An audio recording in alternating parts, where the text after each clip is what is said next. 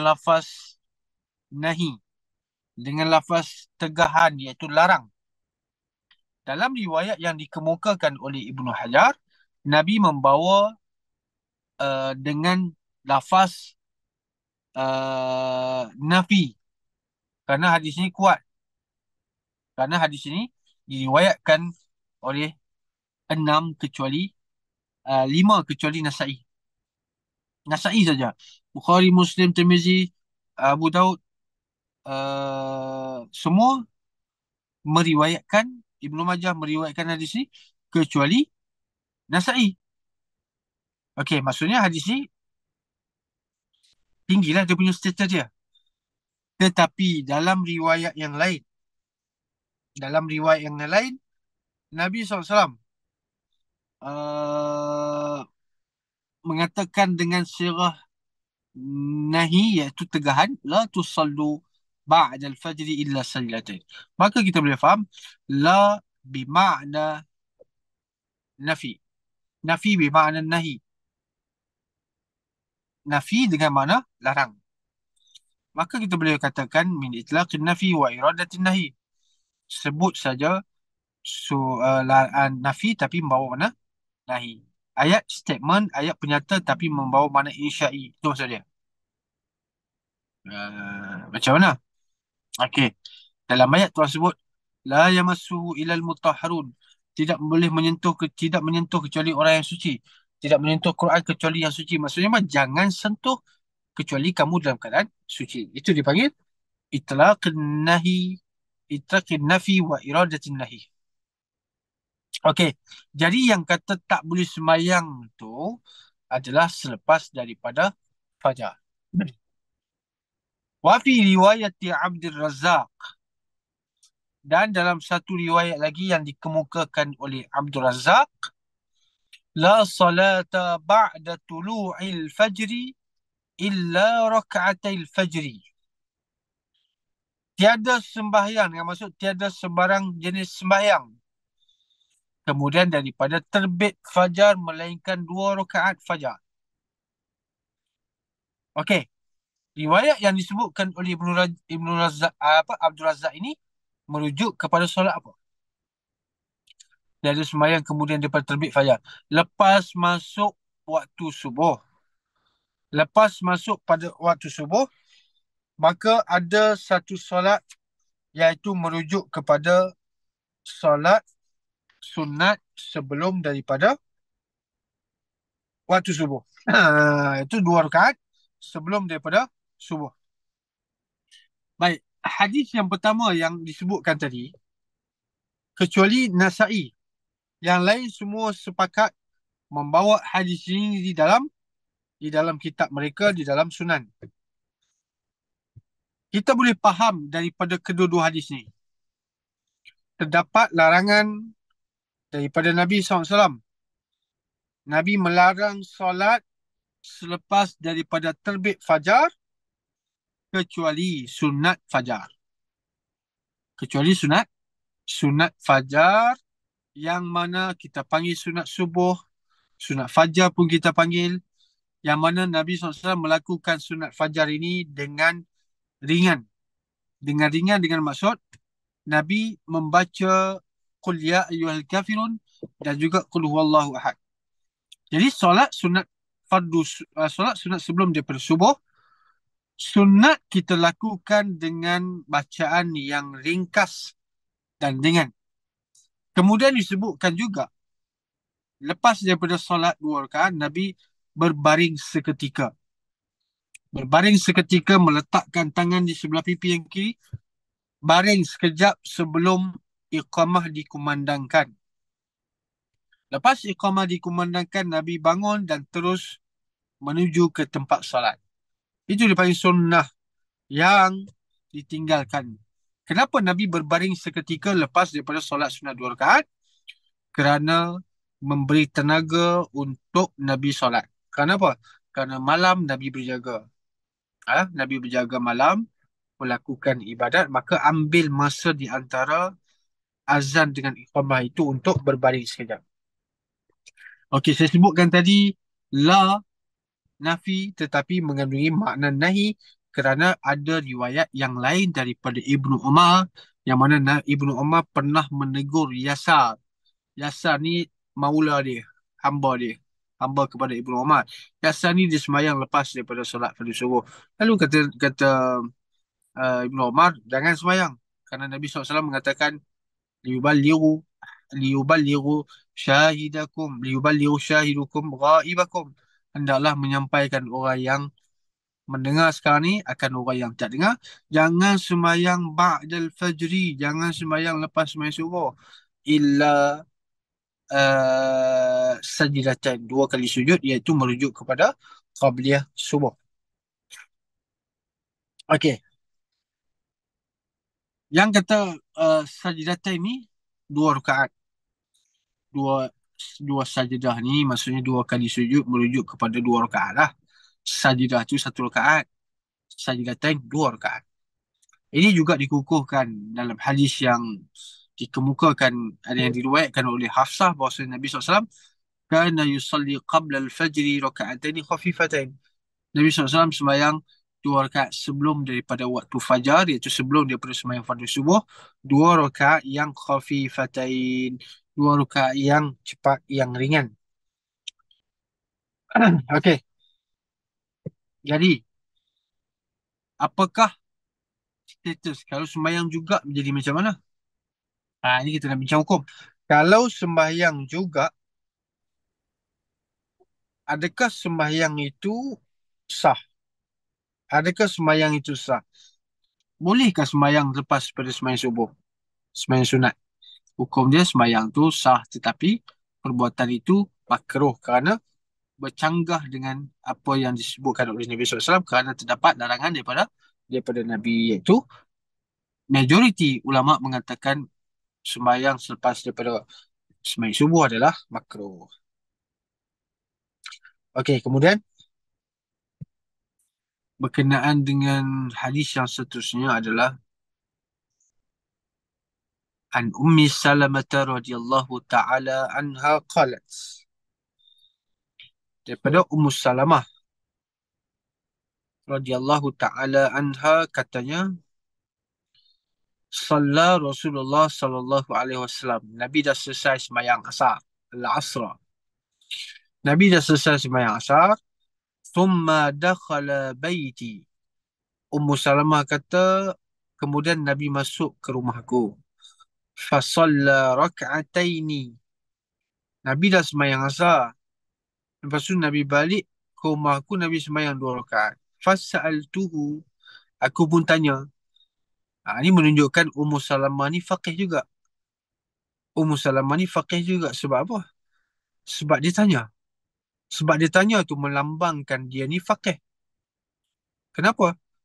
Bukan tanya tu tak tahu ke? Tanya tu sebab tahu. Bukan tanya sebab tak tahu. Kenapa? Kerana dalam hadis, Nabi SAW melarang daripada sembahyang dua rakaat ataupun sembahyang selepas daripada sembahyang asar. Kerana kita baca yang lepas, waktu yang dilarang untuk solat selepas subuh, waktu istiwa, dan yang ketiga selepas menunaikan fardu asar. Tiba-tiba Nabi balik rumah, Nabi masuk rumah, Nabi sembahyang dua rakaat. Aku pun tanyalah. Sebab tanya tu situ saya kata, Ummu Salamah tanya sebab menunjukkan dia ni faqih. Kalau dia tak tahu langsung, dia takkan tanya. Ini sebab dia tahu tu yang dia tanya. Faqala. Faqala. Fas'altuhu. Apa ni? Aku bertanyakan dia.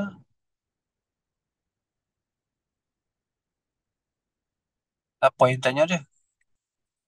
Okey. Fas'altuhu. Maka kata Ummu Salamah, aku pun tanya Nabi SAW.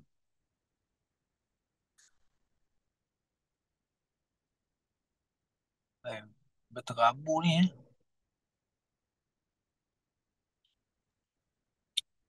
Qala su'iltu an raq'ataini. Fas'altuhu tu ada lagi tu.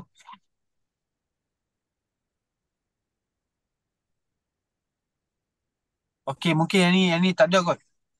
Sebab lepas fasal tu apa yang ditanyanya? Faham tak saya? Apa yang ditanya? Jadi mungkin dia ada tertinggal sikit. Tanya kenapa sembahyang 2 rakaat. Jadi mana lafaz tu? Lafaz tu tak ada kat sini. Hmm.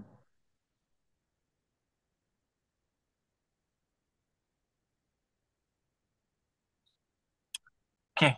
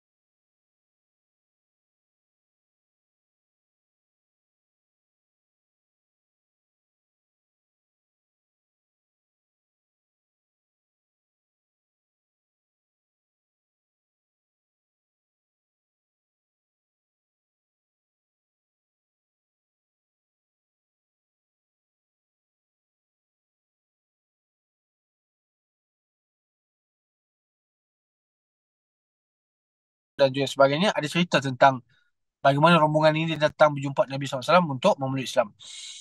Jadi Nabi bukan lalai, Nabi bukan disibukkan dengan harta dunia, benda-benda lain kan.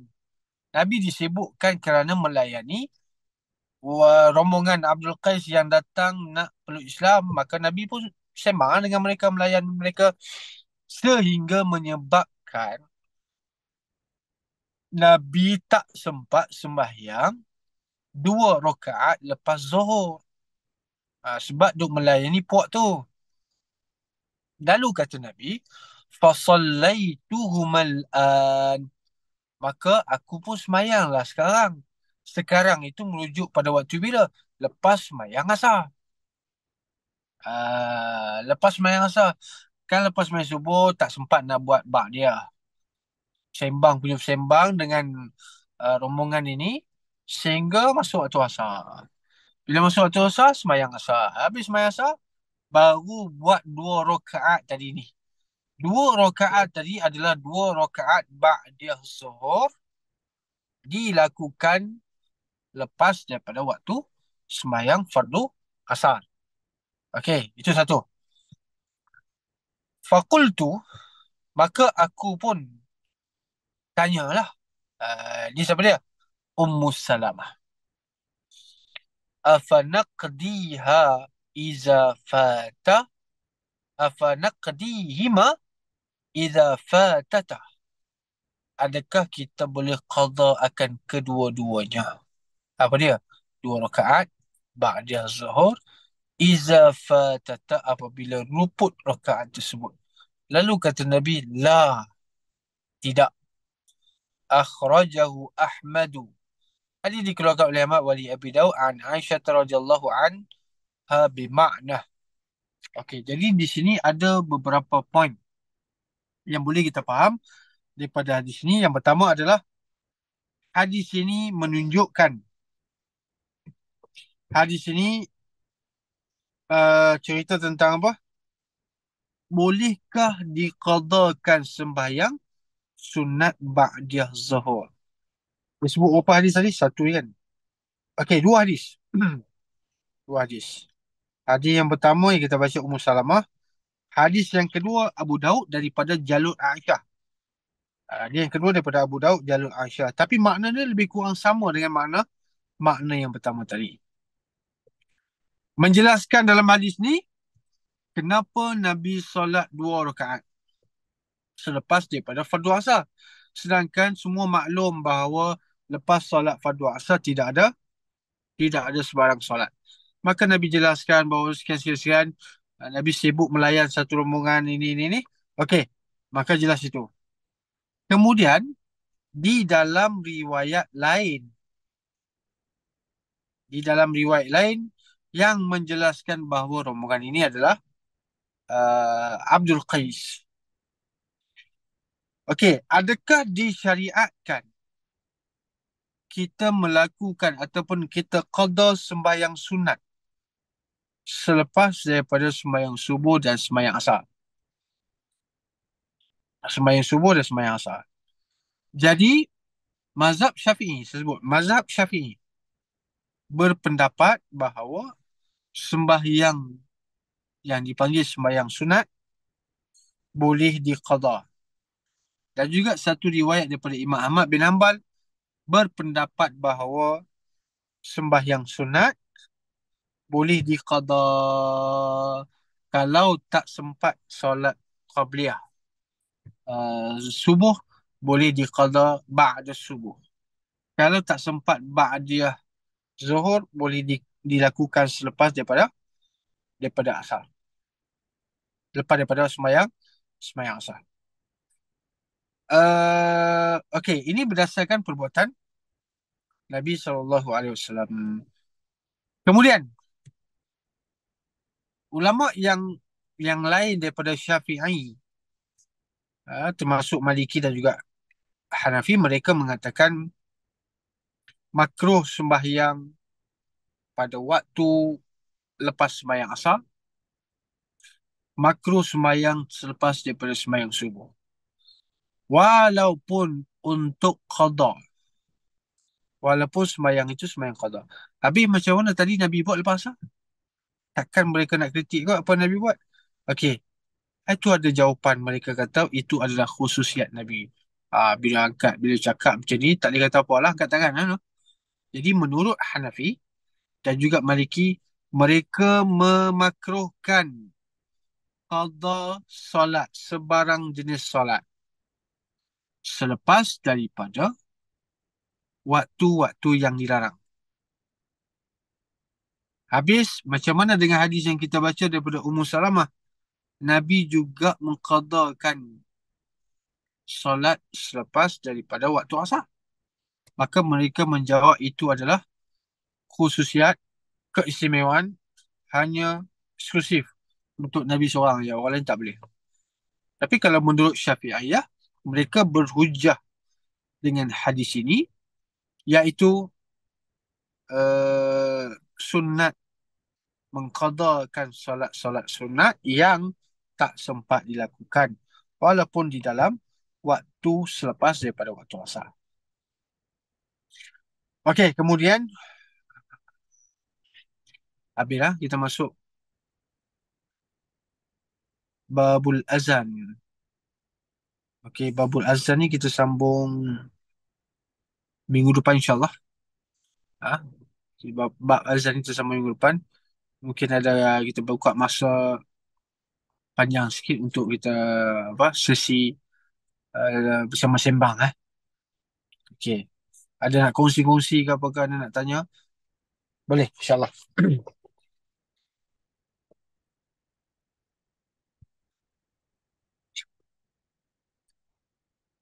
Ada dalam tu satu, apa jawapan Syafi'iyah?